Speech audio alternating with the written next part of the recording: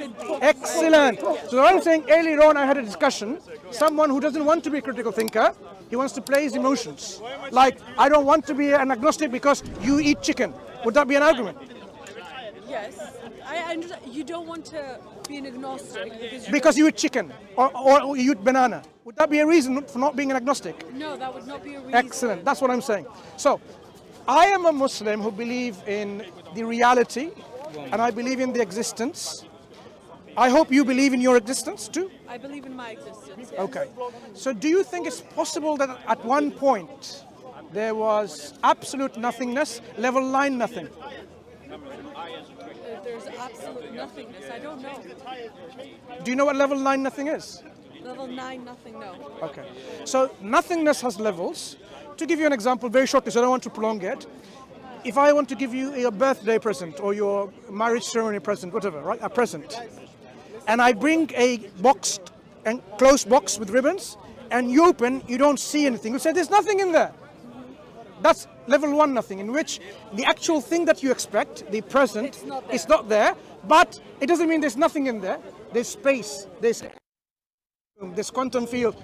Like, there are levels of nothing in which level 9 is the absence of quantum fields, fluctuations, gravity, abstract things, absence of everything, including potentialities and possibilities. According to scientists and philosophers, that's the level 9 nothingness, which is absolutely nothing. So you're saying that this is the level that existed pre-Big Bang? No, I'm saying in such an understanding of nothingness, could the universe or you and me then come into existence, come to be?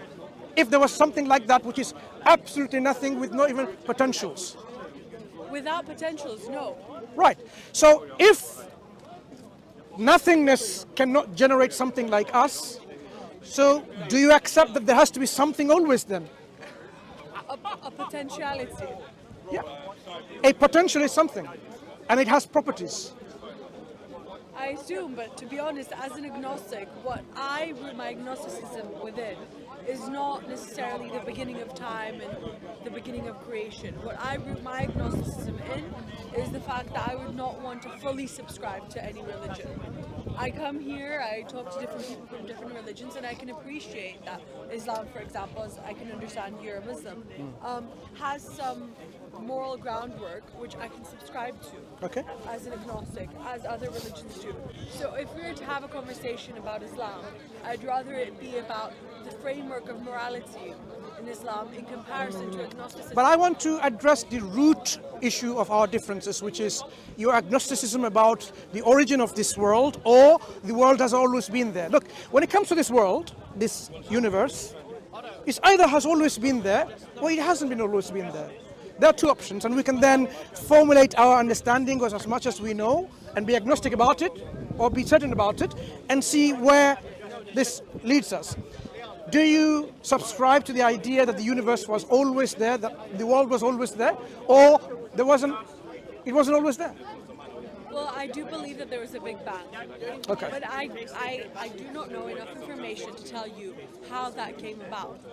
But we do know if there is a Big Bang, the world is an effect of that thing, right? It's an effect. Yes. So a cause preceded the effect. Yes. Any effect to have all of this transformatory realization, the cause must have the potential to bring this about.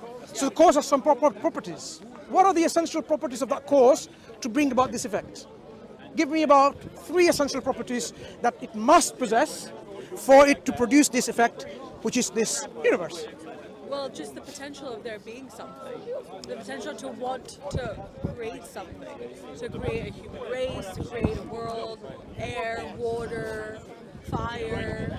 If I have a potential to make tea or coffee, and I sit there in my kitchen, and I have the potential, and I sit there like this, and I'm looking at the fridge, I'm looking at the sink, I'm looking at the cupboard, I have the potential to make coffee, and I sit there. Do you think... So you need some properties, is what you're do you think my potential enough would be able to bring about the milk outside the fridge, the tap to open the water to come in the jug and then go into the cooker, and the fire starts and then warms the water. The cupboard opens, there comes the tea bag or a coffee No, bag. but you're not the beginning of creation. No, you don't have the power. No, within what I'm you. saying, just if I had the potential to make, and I sit there like this on my chair, and I'm looking around, do you think tea will be made? Of course not. Not. Good. So it's not potential that you need only. It's the properties. So what other essential properties that we need for... I'll let you have this conversation with someone else. Why are you because finding it rather- difficult? I'd rather not talk about the Do you beginning know of why? existence. Do you know why it's difficult to handle this? I'll tell you why. Every time it's not the first person like you yourself who've come to speak to me as an agnostic. I've spoken to probably hundreds of agnostics before. I'm sure. Right. And I have seen there is a pattern. There's a pattern. When we deal with the core beliefs or concepts of their ideology, and it really is going to crumble their belief or shake it rather, they're not comfortable about it. It's a common sense thing for every human being. When your faith is shaken, I would rather you know have what? this conversation when I have the knowledge to do so. I'll let you. Never mind. You take care. Okay? So just to summarize then again, this is the second time we've witnessed today in this park when the core foundation of people's faith and belief system and ideology is about to be spoken and shown to be faulty or not to be true. They're uncomfortable and they don't want to talk and they want to leave. May Allah give us the confidence to continue this task of speaking about Islam, the truth, and show it to the people, the power of this truth. Because جاء الحق وزهق الباطل. The truth has come and the falsehood will perish, and indeed falsehood is ever bound to perish. أقول قولي هذا واستغفر الله لكم. السلام عليكم ورحمة الله وبركاته.